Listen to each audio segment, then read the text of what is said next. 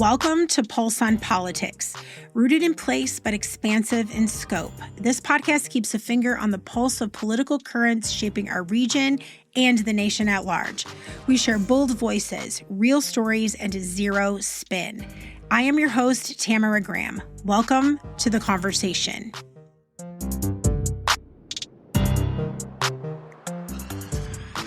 Hello, my friends. Welcome to Pulse on Politics and our series on the One Big Let's Screw the American People bill, passed with a partisan push, and let's be honest, what was probably a whole lot of backroom pass-it-or-else threats from our rogue and highly compromised Senate and Congress.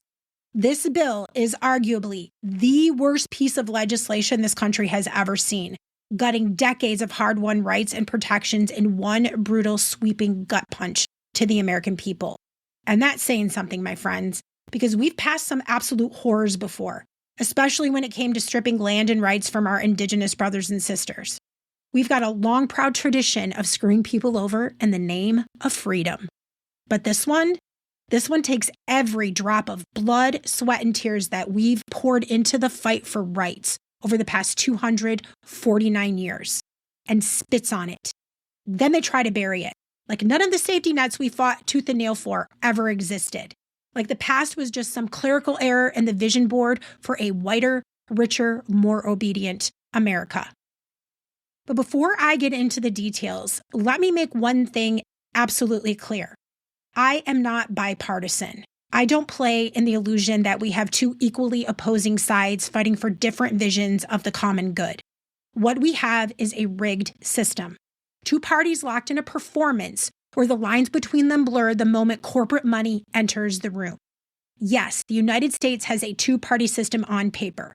Democrats versus Republicans, left versus right.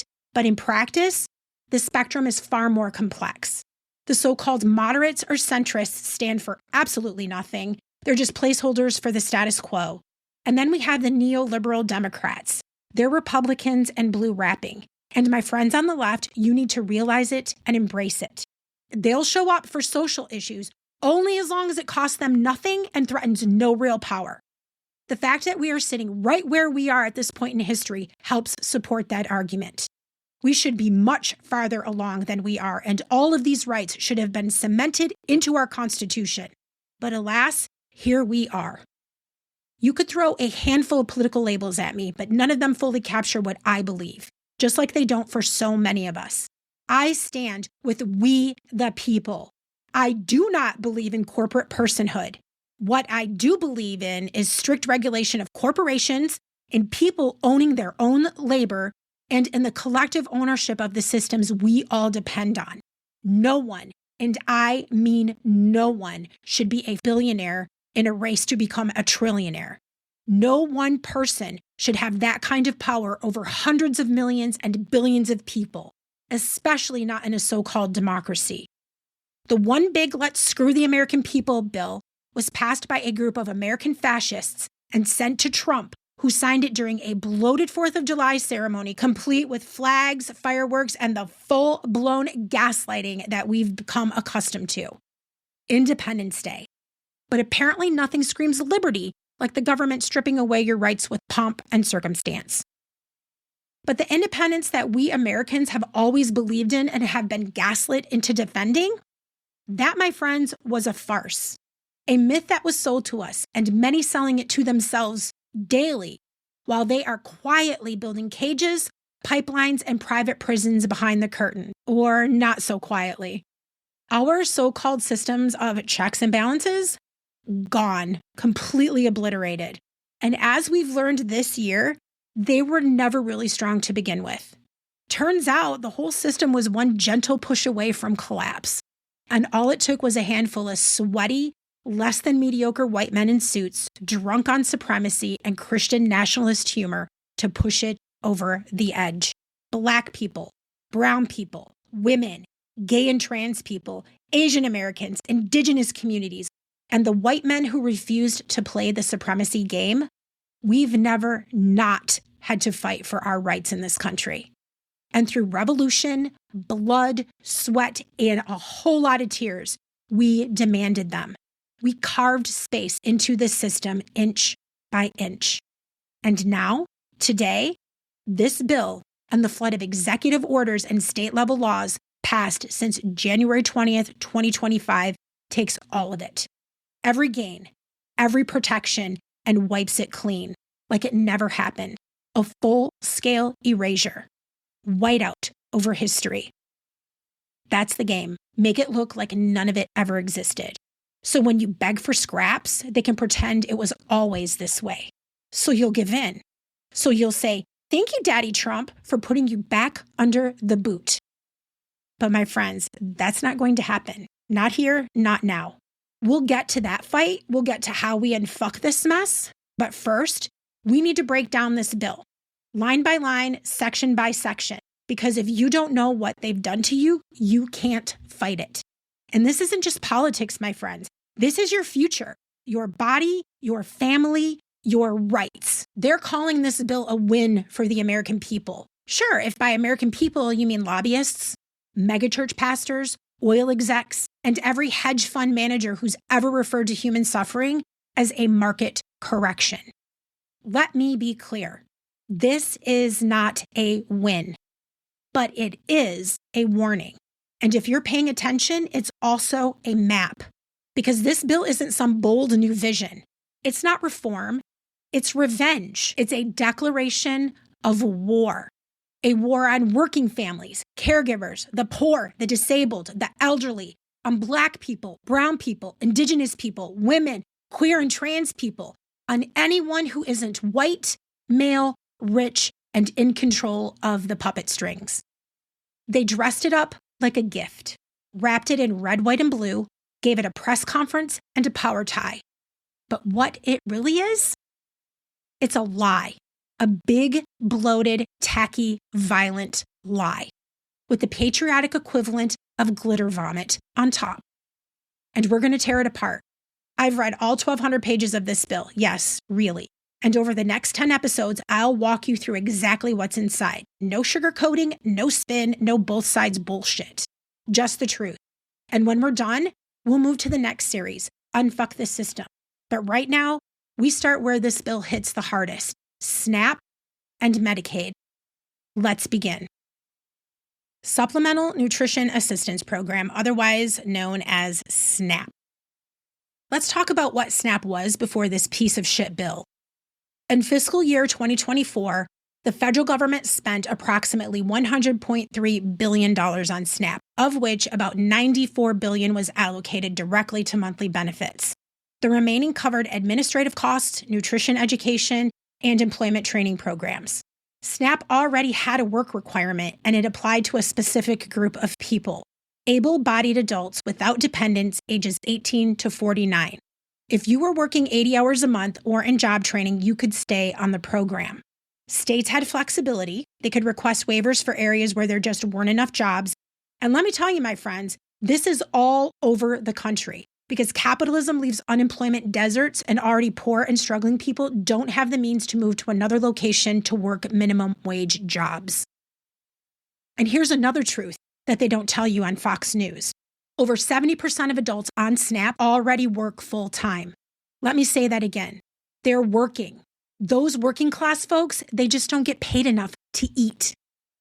There's another stat that is misunderstood from Trump supporters who don't understand the studies that they actually read.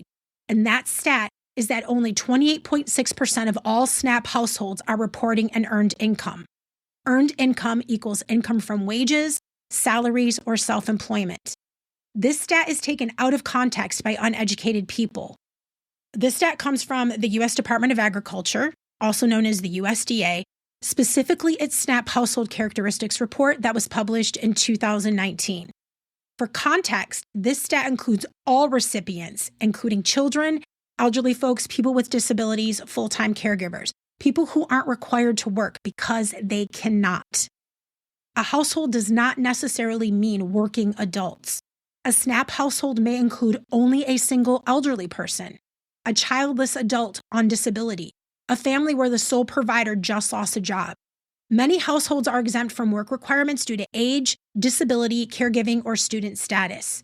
So the denominator includes kids, seniors, and the disabled. Roughly 34% of SNAP households have children. 20% have elderly individuals, and 11% have disabled non-elderly adults. None of these groups are expected to work under a SNAP rule. Labor force participation among eligible adults is actually very high. The Center on Budget and Policy Priorities, CBPP, states that 74% of adults in SNAP households who are not elderly or disabled work. They already work. Many work inconsistent hours, gig jobs, or seasonal jobs, which aren't always counted as monthly earned income. When people throw around only 28% or 28.6% of SNAP households have income, my friends, they're revealing how little they understand about the program or the people in it. All they are doing is regurgitating talking points that they don't even understand. That stat doesn't mean the majority are freeloaders, a term that they like to throw around to dehumanize people. It means the majority of households include children, seniors, and people with disabilities, caregivers, or those between jobs. The working poor are on SNAP because they are paid so little that even a 40-hour work week doesn't cover groceries. Allow me to give you another statistic here. The top 10 employers in the United States, companies like Amazon, Walmart, Target, Home Depot, they pay their unskilled workforce between $11 and $19 per hour on average. That's poverty, my friends. That's why their workers are the largest recipients of SNAP food benefits. But the founders and shareholders and executives are multimillionaires or billionaires. And let's talk gig workers for a moment, because billionaires love them. And billionaires love them because they aren't required to pay gig workers shit, not even minimum wage. And as a result, they don't.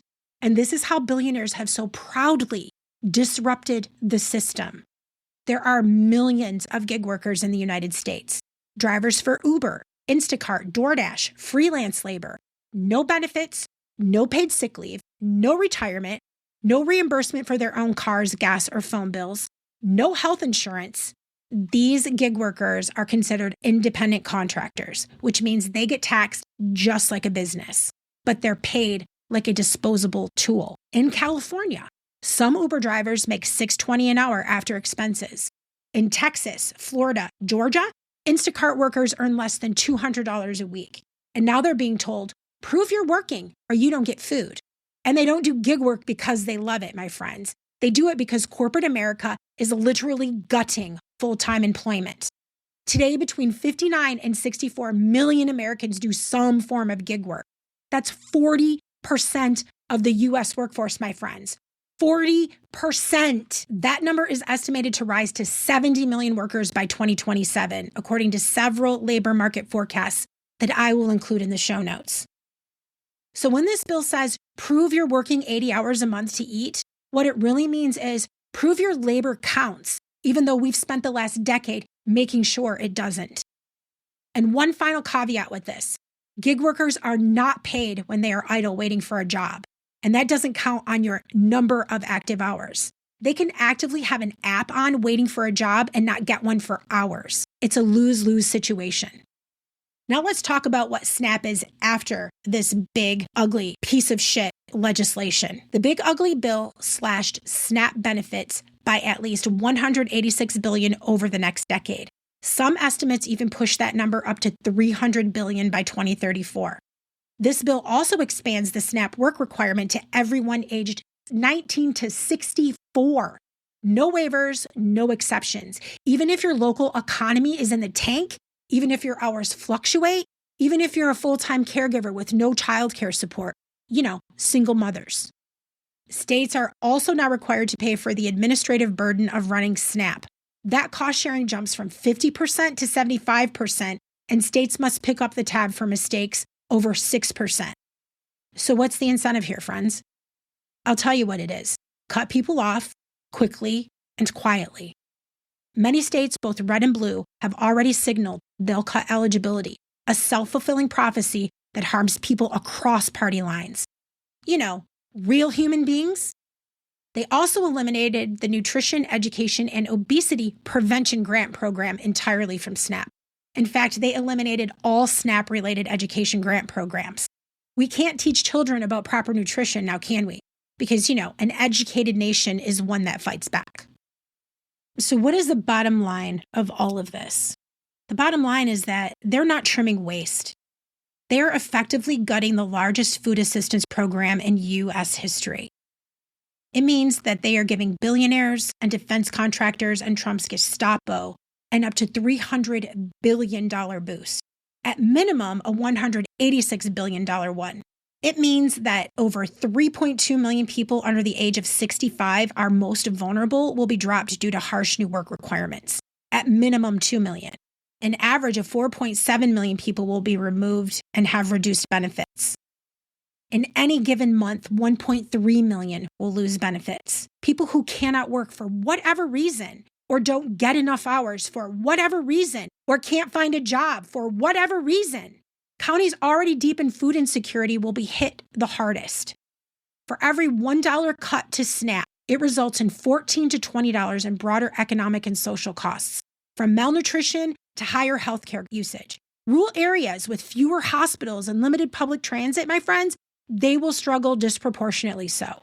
This means that people working 2 or 3 jobs, driving strangers around at 2 a.m. in their own vehicles just to make rent, caring for disabled parents, raising kids alone, holding it all together, are being told, you're not trying hard enough. You're not exhausted enough. You're not overworked enough. You sleep too much. This isn't about work. It's about punishment. It's about control. It's about forcing people to crawl while billionaires cash the fuck in, untouched. And yes, people are going to go hungry. And yes, some people are even going to die. Next, we break down the cost of Medicaid. Public health insurance for low-income, disabled, and elderly Americans. Before this piece of shit legislation, Medicaid had no federal work requirement. A few states like Arkansas tried to add them, but the court struck it down because the point of Medicaid, my friends, is to provide health care, not play employment cop.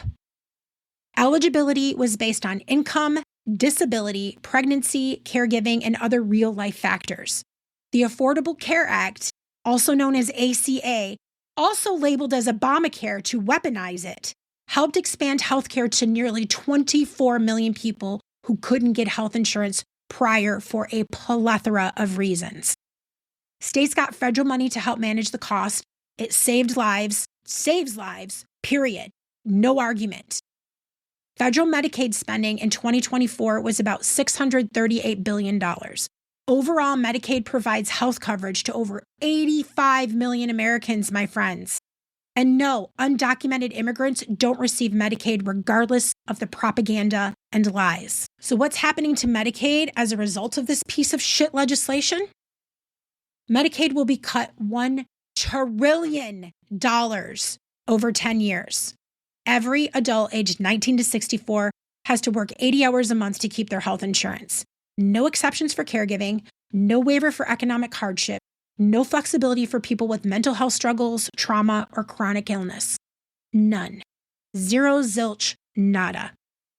Federal Medicaid spending will drop by about 15% from the baseline of 2024 to 2034. Roughly $1 trillion in cuts versus $638 billion annual spending means cuts equal more than 1.5 years worth of current federal Medicaid spending. The average annual cut will be about $100 billion. Coverage loss? 11.8 million people will lose Medicaid, plus further losses from the Affordable Care Act marketplaces. So up to 17 million people will become uninsured by 2034. 17 million people, my friends. In plain English, they are slashing $1 trillion from a program that costs less than $900 billion a year and insures 85 million people. That's like cutting 2 full years worth of federal Medicaid spending on a system that relies on consistency to stay alive. And that $1 trillion, guess who it's going to? Not back to the American people, as it was spent on. It's going to line the pockets of billionaires in their race to become trillionaires. This isn't budget discipline. It's a blackout of our healthcare system. Hospitals will lose revenue and many will close. It's already happening. Coverage collapses. People lose care.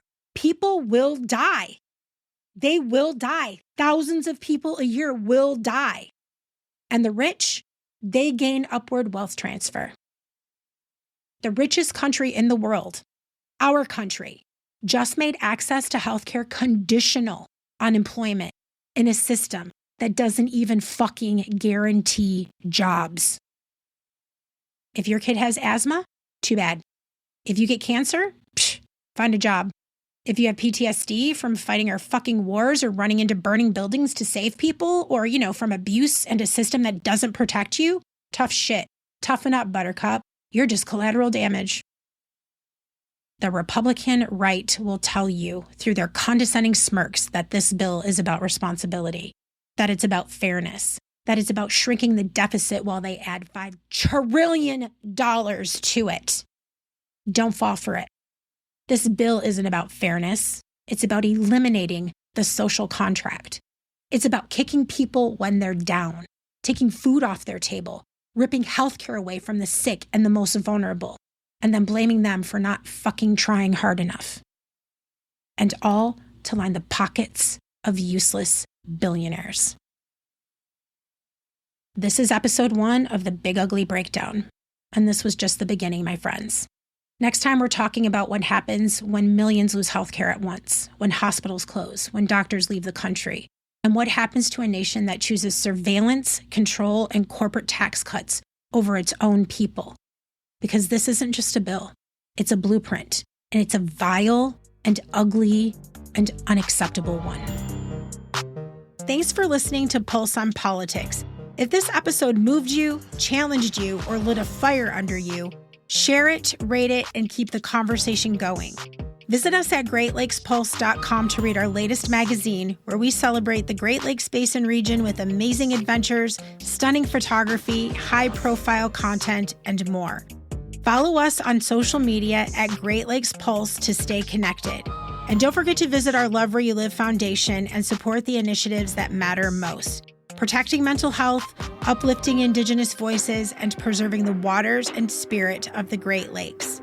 Visit lovewhereyoulivefoundation.org for more information and to donate.